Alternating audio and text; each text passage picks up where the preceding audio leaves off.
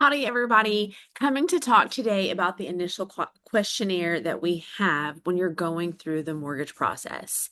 So usually what happens is you talk to a realtor or you decide to buy a house and you call and you get to the point where you're talking to a mortgage broker and they say, "Hey, I need you to fill out this initial questionnaire." Sometimes they'll refer to it as an application. But in reality, it is just a questionnaire because what is happening is we have to collect information from you. And it is the easiest way to collect that information is if we send you a link, you start inputting the information that you can.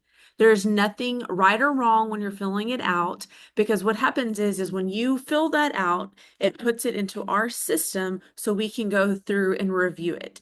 After we review it, we then know what other questions and information we need to request and kind of to dig through and make sure we clarify to have all of the information that we need.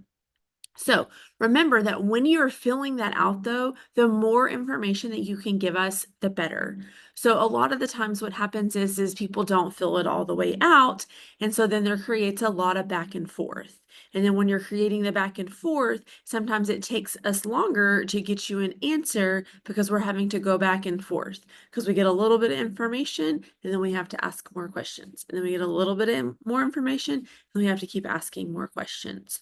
So tips for filling out that initial questionnaire. Like I said, sometimes people call it an application, but it's not the actual application. It's just the technology that we utilize to collect the information that we need to put it into the format and the final application.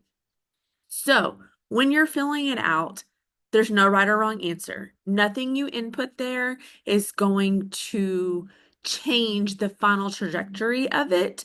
However, what you do input there can determine how long it takes for us to get to the answer of if you're pre-approved or not. So when you're filling out that initial questionnaire, make sure to fill it out to the best of your ability with all of your information so that we can get through it and get to you faster and get you the response you need in a timely manner. But also know, don't stress. Just because you put mark yes or mark no somewhere doesn't mean it's going to be an automatic denial. So, fill out that initial questionnaire. It's important. It's a huge important part of the process. Don't be nervous. Don't be scared. I know that it's overwhelming. And most importantly, while you're filling it out, if you have questions about it, just shoot us a text or give us a phone call and we'll help make sure that we get that taken care of for you so that we can get you the answer that you're looking for in a timely manner.